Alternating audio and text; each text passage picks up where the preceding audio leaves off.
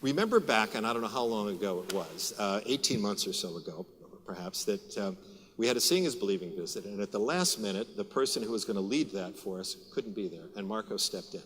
And we were meeting at the gates of a prison, and I remember like yesterday, Marco saying to me, look, I'm happy to help. This is going to be an interesting day, so I'm looking forward to learning, but not sure it has anything to do with my business.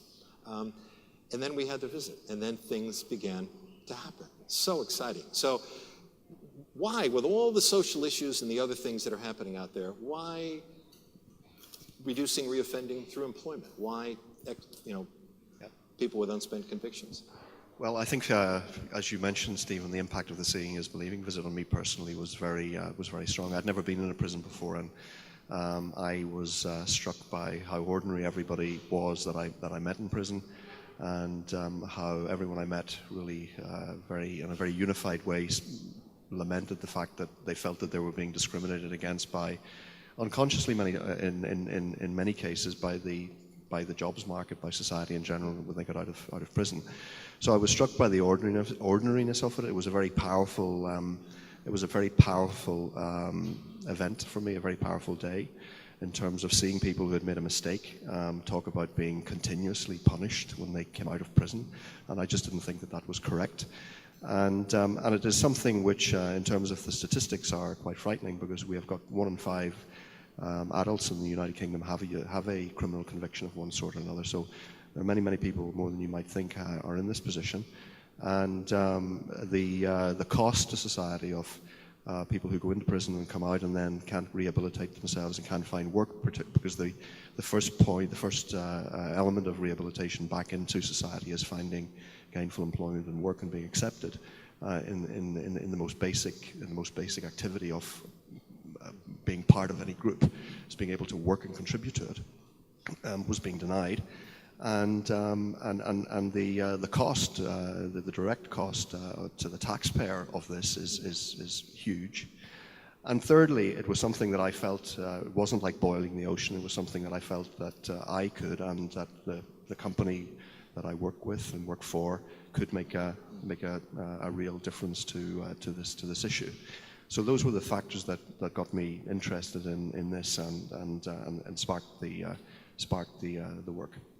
And you have really been leading by example. The proposition is a simple one. You reduce reoffending through employment.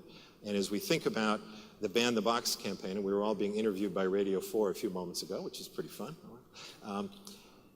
What we're saying to employees is, of course you should know people's past histories and things. Don't make this the first question you ask. Don't use this as a tool to eliminate anyone who has that experience. Learn a little bit more about the people. You can still manage your risks, but you can also find some great talent out there. Now, Michael, let me ask you a question, and thank you very much for being here. Quite a journey. Prison, homeless, job, and now promotion. A great story. What was it like before you were in work? How did you feel? Well, to begin with, I spent most of my early adult life in and out of prison. We've all made mistakes, as we said. We'll not go into there, and that. It just came, in my personal case, it came to one day I just woke up and realized that, I actually needed and had to make a change. So I didn't know how I was going to make this change. I had no idea. I had this determination, but no plan. So I just made that decision in myself that I had to make this change. So towards the end of 2010, I was released from prison. No plan, but this straight determination in myself that I had to change. Things didn't go according to plan straight away, as things do, because, you're inside prison, you think that you're going to get out there and everything is just going to happen for you just like that, but that's not the way the world goes. So things didn't go for me according to plan as quickly as I expected. So eventually I began to lose my focus, I began to lose my motivation, my self-esteem had gone. And by then I'd been out of work for 4 years, so I just came out of prison. I didn't think, who's going to employ me? I'd just been released, who's going to employ an ex-convict, basically? But at the same time, I knew I had to change. I knew I had It was something I could do, but I just didn't know what to do. But I had that determination. And so what is it that changed that? Who did you meet? How did that happen? Not long after my release, I was in constant contact with the probation service, and I got introduced to BITC. And through that program, they offered me a 2-week placement at Carillion, the head office for Carillion in Wolverhampton. I mean, I'd never worked in an office in my life, you know. I was straight out of prison, you know. But I had that determination in my head that, you know, I wanted to change anyway. So I thought, why not? I'd give it a chance. So I went along. I completed the 2-week program. Towards the end of the 2-week program, it just so happened that one of the ladies who was there was going away for maternity leave. So Carillion offered me a chance, you know, would you like to cover this lady's maternity leave for the 12 months, which obviously I jumped at. So I took that. Towards the end of that, Carillion then turned around and said, would you like to work for us permanently? Now, for me, that was like, you know, it was the turning point of my life. Like, I never expected that, you know. You know, so obviously it was great.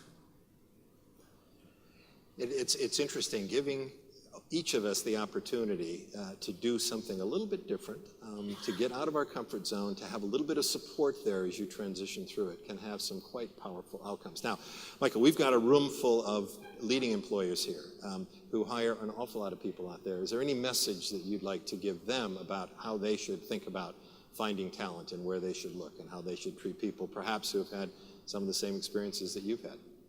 I think the key factor here is for everybody to have an open mind. You know, people can change. There is people out there that actually do deserve a second chance. Join the Ban the Box campaign. Taking away that small, simple little thing off your application form removes a barrier from hundreds of thousands of people that will apply for jobs, that given a chance. People like me, I used to apply for jobs. The minute I got to that question on the application form, have you got a criminal conviction? I'd say no, or just disregard the application, full stop. If not just that, if you can, join the Ready for Work program. I think it's about judging people on their merits. It's not about what you've done, it's about what we can do. There's people out there that are dying to prove themselves to people, but because of what they've done, the gates are shut anyway. So let's, you know, especially criminal convictions, you know, it's not black and white. Criminal convictions do not just mean a prison sentence. You know, it's not just as black and white, and that it's much more complicated than that. I think it's about giving. Society is based on second chances. Everybody deserves a second chance, and I think just these simple steps we can take can open the doors to people just like me. I'm not that special, you know. I don't think I'm that special because I know there's thousands of people out there just like me.